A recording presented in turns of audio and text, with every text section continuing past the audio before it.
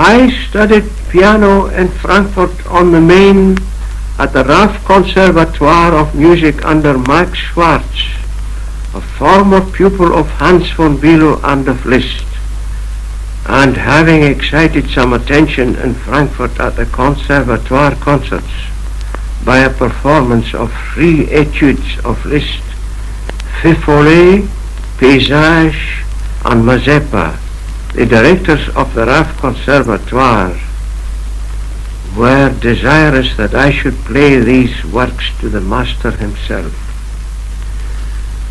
With the concurrence of Hans von Bülow, who was the honorary president of the Raff Conservatoire, I set out for Weimar armed with a letter of introduction to Liszt. It was a serene Sunday morning in the early days of June 1885. I was accompanied by Arthur Freetime, one of the best pupils of Liszt, who acted as his secretary. The meeting took place in the music room of Liszt's house, which was a villa and called the Hofgärtnerei, in the grounds of the Grand Ducal Palace. I remember it as a pleasant room with tall windows looking on to the park, which was interspersed by an occasional oak tree and some sycamore bushes. It breathed the atmosphere of infinite peace and culture. Something of the spirit of Goethe and Schiller hovered over the house. It was indeed a haven of rest and a source of inspiration for the poet and musician. In the room were 2 pianos, a Bechstein Grand and an Ebach upright. There were no portraits on the walls, but on the writing desk were 2 small photographs, one of Hans von Bülow and the other of Vera Mukhanov, a lifelong friend of Liszt. Off the study on the right-hand side of the room, as I saw later, was Liszt's bedroom. Over the bedstead hung a large cross and a picture of his named saint, St. Francis of Assisi.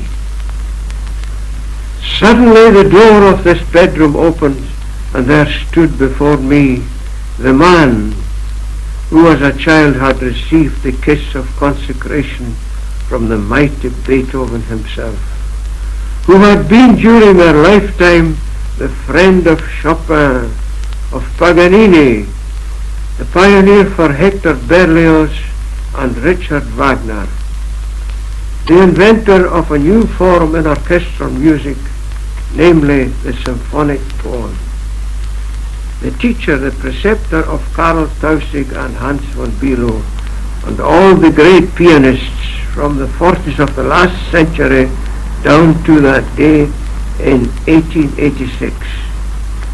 Here was the astounding personality who had exercised such an incredible influence in music, and not only in France and Germany, but in Russia. It would have been a moving experience to meet such a man today. To the boy I was then, it was simply overwhelming.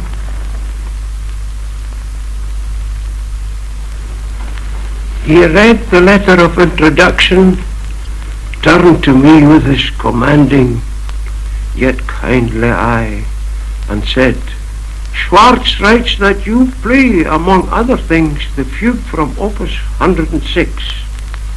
Here he hummed the theme, which sounded from his lips like the growl of a lion, and said, giving me a friendly slap on the shoulder, 'Tomorrow you play the fugue from Opus 106. And the interview was at an end. I rushed from that room in an indescribable state of mind. Freetime My good friend followed more leisurely, murmuring, "Isn't he wonderful?" Ah, glorious youth! As we wandered down the alley on that unforgettable Sunday morning, all the birds on the trees, the innumerable bullfinches, the magpies, the blackbirds, the robin redbreasts, seemed to warble more joyously, more melodiously than usual. I took it for granted that they were singing St. Francis' Sermon to the Birds, one of the finest of Liszt's inspirations. It was because of my playing of some of Liszt's works that Schwartz had given me his recommendation, so I naturally assumed that he would ask me to play something of his own. I had been working on his Étude Transcendentale, which was pretty stiff going for a student.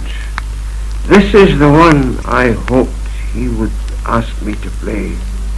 It is called Feu Follet, or Will of the Wisp. Any of you who remember the fireflies on summer evenings in the forests of the Tyrol will recognize the source of Liszt's inspiration. We who were studying with Liszt met together every second day at the Hofgärtnerei. Sometimes there were only a few of us, and he could be very strict, even severe in his remarks.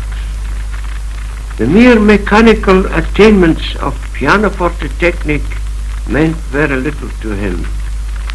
Speed, pure and simple, of which so much is made by many pianists of the present day, he held in contempt. I remember a pianist who was performing Chopin's Polonaise in A-flat and playing it with great gusto. When he came to the celebrated octave passage in the left hand, Liszt interrupted him by saying, "I don't want to listen to how fast you can play octaves. What I wish to hear is the canter of the horses of the Polish cavalry before they gather force and destroy the enemy." These few words are characteristic of Liszt. The poetical vision always arose before his mental eye, whether it was a Beethoven sonata, a Chopin nocturne, or a work of his own. It was not merely interpreting a work, but real reproduction. Let us take an example, the G-sharp minor variation from Schumann's Étude Symphonique. No pianist, and I have heard them all, ever got that sighing, wailing, murmuring sound of the accompaniment in the left, and certainly no pianist played the noble melody in the right hand with such indescribable pathos as Liszt did. As a composer, Liszt still remains a controversial figure. He has enthusiastic advocates and equally energetic detractors. Ravel, Debussy, Scriabin, Stravinsky, Bartók and Hindemith, every one of these men has received justice and appreciation in our day. Not so Liszt. I think I can give an explanation. Liszt cannot be classified. Moreover, Liszt's influence is felt less through his own compositions than through some of those of his successors, who followed and developed the ideas originated by Liszt and the symphonic poems which he began to compose in 1847. A polyphonic composer such as Richard Strauss, for example, with his highly complex orchestral technique, makes more of the metamorphosis of theme that Liszt exploits in his Faust Symphony than its originator could do. Richard Strauss, in his tone poem Thiel Eulenspiegel, employs the same idea. Works like the Faust Symphony, the Sonata, the 2 pianoforte concertos, the 12th Étude Transcendentale will always be played. At one of the lessons in Weimar, a Hungarian pianist played the concerto in A major with my good friend Freetime playing the orchestral accompaniment on a second piano from memory. The orchestral part is rather complicated. Liszt said to Freetime, "What? You play the orchestral part from memory?" And Freetime answered, "Yes, and I love every note of it." I shall never forget the solemn look on Liszt's face as he raised his hand, and with eyes uplifted he said quietly, "I can wait. Ich kann warten." I played all the principal pieces of my repertoire in these lessons in Weimar, and followed Liszt to Rome and again to London in April 1886. The last concerts he ever attended were a concert given by Stavenhagen and a recital given by myself in St. James's Hall in London. Liszt never charged a fee from any of his pupils, and we all looked upon him with a feeling akin to adoration. Felix Weingartner, the only conductor who understood the genius of Liszt the composer and who interpreted, as no one else did, gigantic works like the Faust and Dante symphonies, works strangely neglected by British composers, once said to me, "Liszt was the decentest of them all." The word decent in German seems a strange word to apply to this extraordinary personality, but the more I think of it, the more I realize it is the right epithet for Liszt. Indeed, I go further than that. Liszt was the good Samaritan of his day and generation. Let us today do honor to Franz Liszt, that wonderful personality, that fiery spirit, and truly great man.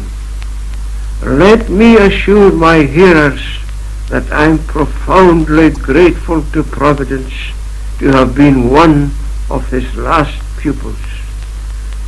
To those of us who knew him, he remains, after nearly 60 years, something much more vital than a memory.